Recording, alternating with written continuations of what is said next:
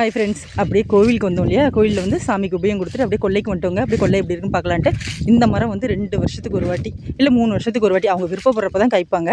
இந்த வாட்டி பிஞ்சு விட்டுருக்காங்க. இங்கே பாருங்கள், இது வந்து நாட்டு மாங்காய் போல் ஒரு நல்லாயிருக்கும். கிளிமுக்கு மாங்காய் போலையும் இருக்கும் ஷேப்பு. பிஞ்செல்லாம் கொட்டி இருக்குது பாருங்க, பிஞ்செல்லாம் கொட்டி இருக்குது. இதுவே டேஸ்ட்டாக இருக்கும் எடுத்து சாப்பிட. இதை விட பெரிய மாங்காய் கூட கொட்டி இருக்குது. இங்கே வந்து நம்ம இல்லை இல்லையா, நம்ம வந்து தஞ்சாவூரில் இருக்கோம். இது வந்து ஒரத்தநாடு சைடில் மேலவண்ணிப்பட்டு கிராமம், அங்கே தான் இருக்குது வயல்.